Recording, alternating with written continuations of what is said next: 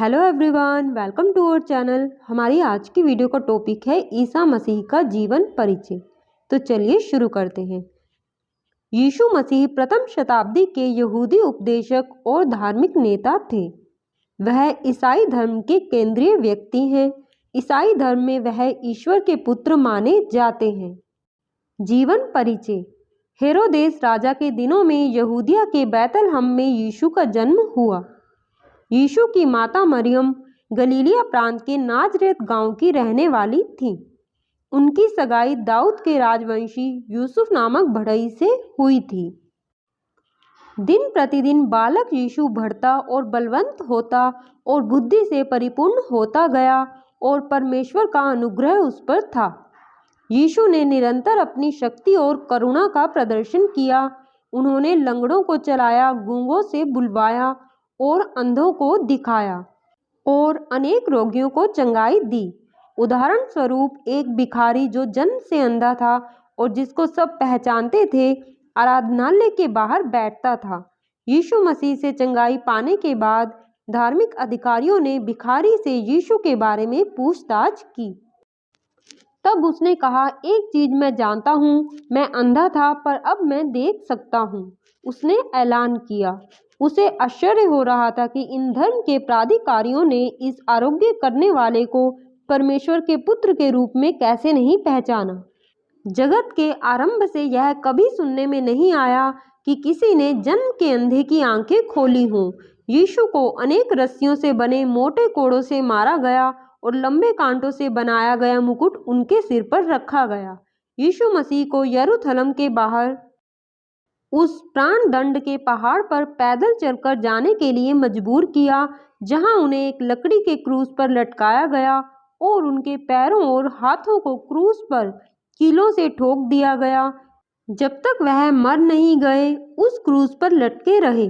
यह जानने के लिए कि वह मर चुके हैं या नहीं, उनके पंजर को बर्छे से बेधा गया। यीशु के शव को क्रूस से उतारा गया और उसे सुगंध सामग्री के साथ चादर में लपेटा गया। उनके शव को एक कब्र में जो चट्टान में खोदी गई थी रख दिया और फिर कब्र के प्रवेश द्वार पर एक बड़ा पत्थर लुढ़काकर टिका दिया गया ताकि द्वार सुरक्षित रहे। सब जानते थे कि यीशु ने कहा था कि वह 3 दिन बाद मृत शरीर से जीवित हो उठेंगे। अतः उनकी कब्र पर प्रशिक्षित रोमन सैनिक पहरेदारों को तैनात कर दिया गया। उन्होंने कब्र के बाहर एक सरकारी रोमन मोहर लगा दी ताकि यह घोषित हो सके कि यह सरकारी संपत्ति है। 3 दिन बाद वह पत्थर जो कि कब्र को सीलबंद कर रहा था, कब्र से कुछ दूर एक ढलान पर पाया गया। यीशु का शरीर वहां नहीं था। कब्र में केवल चादर पड़ी थी, बिना शव के। यीशु को गाड़ने के बाद वह शारीरिक रूप से उन्हें दिखाई पड़े। यीशु 40 दिनों तक उनके सामने प्रकट होते रहे तथा परमेश्वर के राज्य के विषय में उन्हें बताते रहे। एक बार जब वह शिष्यों को दिखाई दिए तो थोमा, जो कि उनका एक शिष्य था, वहां नहीं था। जब दूसरे शिष्यों ने थोमा को उनके बारे में बताया तो थोमा ने विश्वास नहीं किया। उसने सीधा सीधा बोला, जब तक मैं उसके हाथों में कीलों के छेद देख ना लूं और कीलों के छेदों में अपनी उंगलियां ना डाल लूं और उसके पंजर में अपना हाथ ना डाल लूं, तब तक मुझे विश्वास न होगा।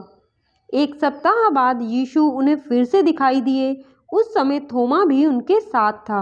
यीशु ने थोमा से कहा, अपनी उंगली डाल और मेरे हाथों को देख और अपने हाथ लाकर मेरे पंजर में डाल। संदेह करना छोड़ और विश्वास कर। यह सुनकर थोमा ने जवाब दिया, हे मेरे प्रभु, हे मेरे परमेश्वर। उन्होंने उससे कहा, तूने मुझे देखकर मुझ में विश्वास किया। वे लोग धन्य हैं जिन्होंने बिना देखे विश्वास किया। मसीही जीवन को उद्देश्य और दिशा देते हैं। जगत की ज्योति हूँ मैं, वह कहते हैं। जो मेरे पीछे हो लेगा वह अंधकार में न चलेगा परंतु जीवन की ज्योति पाएगा। प्रभु यीशु के जीवन से प्रेरणा ले हम करुणा और दया भाव से जीवन अपना जिए हम।